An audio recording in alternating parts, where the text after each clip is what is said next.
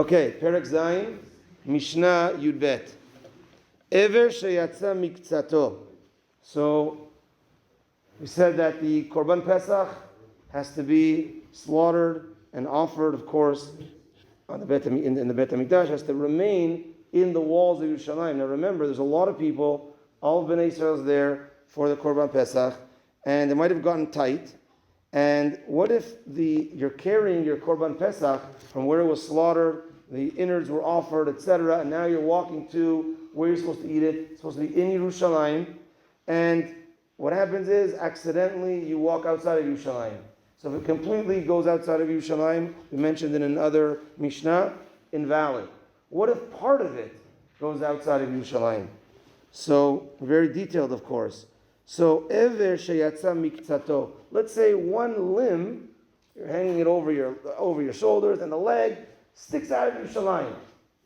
Now, it's a walled city, so we'll see in a moment, or you start leaving Yerushalayim, again, like I say, fill in the blanks, whatever the case is, you start leaving Yerushalayim for a minute, you're like, oh, I didn't realize, and then you realize that one leg actually went out of the walls, jutted out, and now you walk back in. What do you do with that?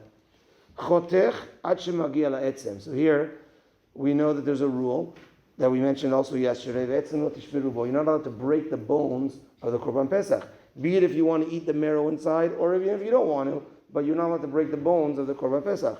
It has to be offered afterwards, after the Seder, the next day, you bring that on the Mizbeach. So what happens now? That part is invalid. That little piece that stuck out is invalid. So the Mishnah says, you'd cut the flesh until you get to the bone, remove that flesh from the amount that went outside of Yerushalayim.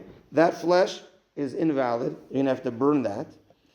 Perek.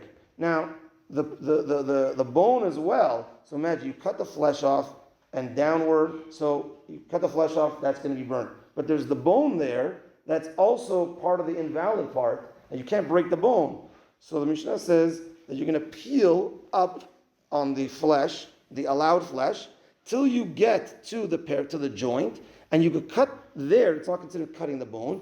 Cut at the joint, and now you remove the invalid bone with that piece of the bone anyway that's going to get burned afterwards, with the invalid flesh, and you're going to burn that. And the leftovers, now you're good to eat. Ubamuktashin.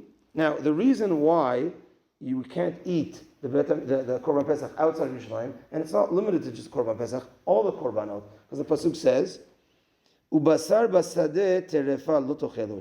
Meat in the field is considered terefa. Not just any meat, we eat meat here all the time, but meat in the field is considered basar sheyatza basadeh, like meat that went out to the field, so outside of Yerushalayim.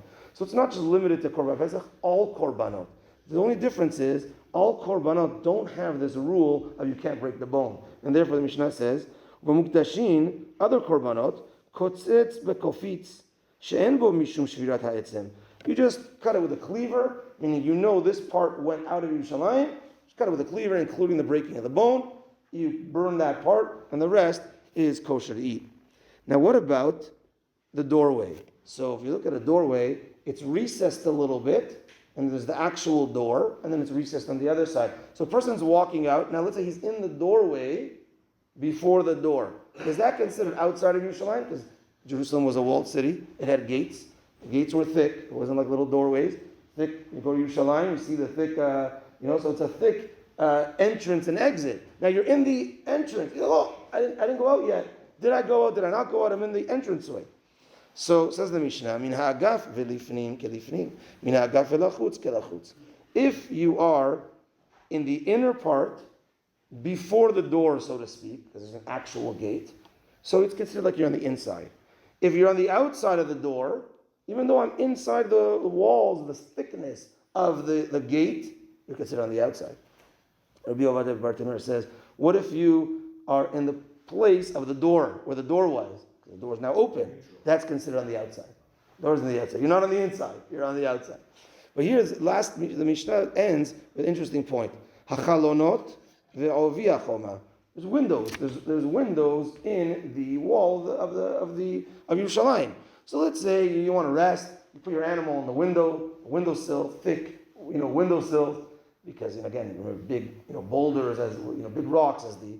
So you put it there. You're chilling in the windowsill. Like, oh my gosh, am I on the inside or on the outside?